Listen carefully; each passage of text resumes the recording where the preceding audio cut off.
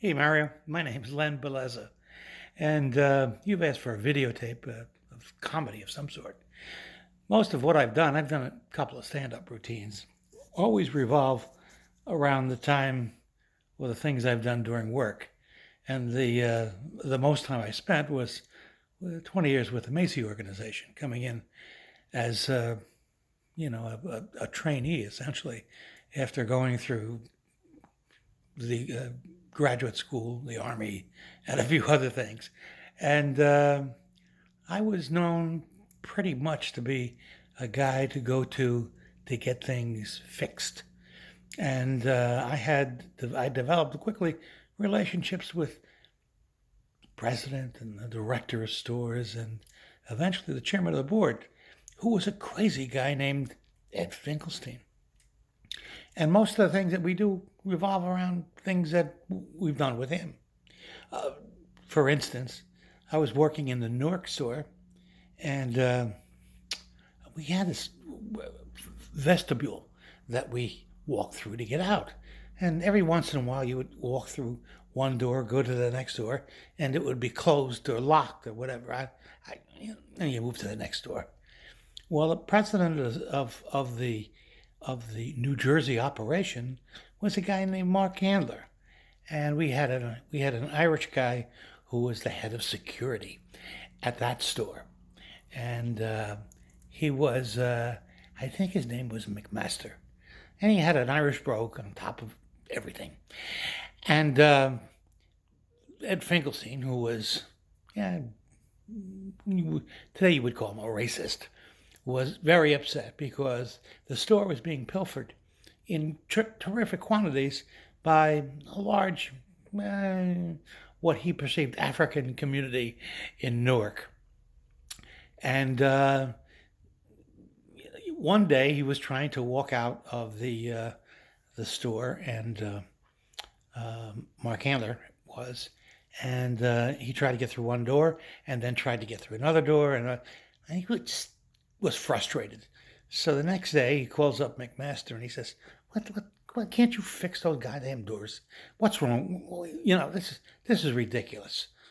And McMaster says, "Mark, you don't understand. That's our new security program." So Handler looks at him and says, "New security program?" "Yeah," he says. "I go down there and I lock alternate doors on each day. So when the guys come in to steal, they usually grab a rack of clothing and run out the door. And they hit the first door, they go to the second door, bam, it's locked, and we got them." He said, Candler says, "See, that's really something, and it doesn't cost you anything. It's no big security deal." That's right, Mark. So we get a call from the chairman of Macy's New York, or Macy's Corporation, Ed Finkelstein. And he says, we're having a conference on security. We want to know what you've come up with that might be important." So Mark says, "Well, our guy McMaster has developed this new security system. It's really quite interesting. What he does is in the vestibules, he locks alternate doors. He says the guys come in, they try to grab a load of clothing, they run into one, they go to another door, boom, we got him." Finkelstein says, "That's brilliant." He says, "I want you and McMaster to come to this meeting, and I want you to describe what you can do, spending no money and having some smarts." Sandler's saying, "Well, okay, we'll do that. When do we have to do it?" He says, "Tomorrow." Sandler says, "Okay." He calls up McMaster. He says, "Hey, McMaster, we have to make a presentation on your security operation, your idea of locking alternate doors." McMaster says, look to him, "Hey, Mark, I was only lying to you. The doors were really broken." So Handler just knew that he was in a problem. He says, "You know what you're going to do? You're going to fake it." And he had to go the next day and lie about something that he hadn't really done. Any event, there are many like that, including the time that I got called down. I was working in New York by the security guy in New York, a wonderful guy named Ray Leffler. And he said, Len, we have a problem. I need your help. I said, what's the problem? He said, Ed Finkelstein, the chairman, Ed's car hit a hansom cab on the way in this morning. Killed the horse. Ed said it's the horse's fault. He didn't signal. We have to get him something to go home in tonight. If your car's in, drive me over to Manhattan Mercedes. I do, and there is the car, full of blood, hoof prints, broken windshield, a wreck. It's 4 o'clock in the afternoon, and Ray goes up to the manager and says, we need a car for the chairman of the board of Macy's to go home with tonight. The guy looks at us and says, it's almost closing time. I can't prep a car for you right now. What do you want me to do? So Ray starts, I could see his heart start to palpitate and getting upset. So the guy, the manager says, over there, there's a car just turned in. You can have that one and bring it back next week and we'll have your car ready. Ray said, great. I look at it and it's a Buick. I said, Ray, it's a Buick. He said, oh, it's okay. It's a Buick Electra, but we're going to have a problem. So we get in the car, we drive it over to the Macy Executive Elevator at 151 West 34th Street. And there, we have the car parked in front of the door. And it's a late April day, April 21st, I can still remember the day. And there are tons of people on the street.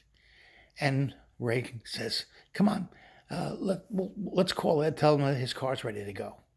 And we ring the elevator operator, who shoves everybody off the elevator, goes up to the 13th floor where Ed is waiting for it. The elevator comes down. Ed walks through the door, and I thought a sniper got him. I just, what? A Buick? A Buick? I don't ride in Buicks. Maybe you should have gotten me a Gremlin, and I could have put Myra on the hood. And he turns around, he walks back to the elevator, goes back to his office, and we're sitting on the sidewalk with a Buick. So Ray just doesn't know what to do. I said, get in the car. You get in the car, we go down to Mercedes, see the same guy. It's 4:45. I take out my American Express card and said, I'll buy a Mercedes. Just give it to me right now. So the guy finally relented and gave us a car. We did the same routine. It was a Mercedes. We drove it around. It was 5:30 in the afternoon. We parked in front of the elevator. Ed came down and he looks at the car and said, this car is beige. I don't like beige. So Ray started hyperventilating. So I put my arm around Ed's shoulder and I said, Ed, it's 5:30 in the afternoon. The Mercedes dealer's closed. I know beige is an ugly color, but we'll correct it next week. But please, bear with us. And he grumbled and he got in the car. A week later, we had a big fashion show, a big black tie affair on the main floor for Oscar de la Renta. Celebrities were all over. Andy Warhol and oh God, I can't remember all of the names. It was a black tie affair. Well, that day, Ed had his regular car back, his gray Mercedes. And he drove back in his gray Mercedes, and it was now almost May. And we were in one of those terrific torrents. And it was raining unbelievably. Ed was sitting in the back seat of his car, reading the Wall Street Journal and smoking a cigar. And when he finished with the cigar, he rolled down the electric window to throw out the cigar, and the window didn't go back up. So between Litchfield, Connecticut, and Manhattan, Ed Finkelstein, the chairman of the board, had rain in his face.